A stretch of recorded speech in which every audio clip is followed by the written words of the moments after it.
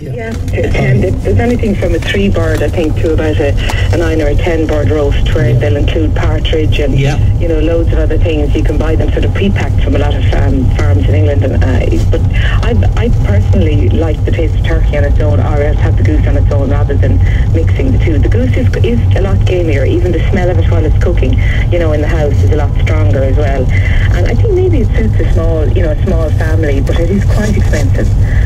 I think for the value you get from it. It's also quite fatty. And when you're cooking it, you need to almost take it out of the oven once or twice. Say the standard, I suppose, goose that would be about 4.5 kilos or 10 pounds would cook in about, in around 3.5 hours. But you almost need to take it out and sort of take off some of that fat a couple of times, through the cooking. Of course, you can use that fat then to do your roast potatoes in. Oh my word! You can reuse it. Will you stop? That's about as far from Weight Watchers. Billy, why is it that everything in life that is really lovely to eat is bad for you?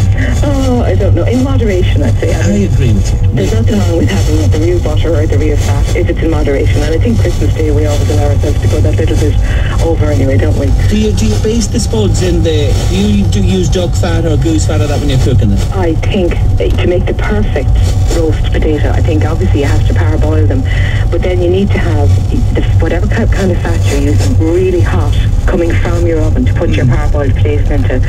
And duck fat or goose fat is absolutely wonderfully flavoursome to use.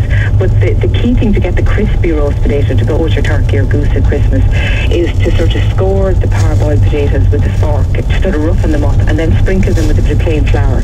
And the flour gets lovely and crunchy sort of on the outside of the potatoes. And what about what Eddie mentioned earlier on? I'm just returning to the turkey, about the crown of the turkey that he's supplying, or the bone and roll turkey.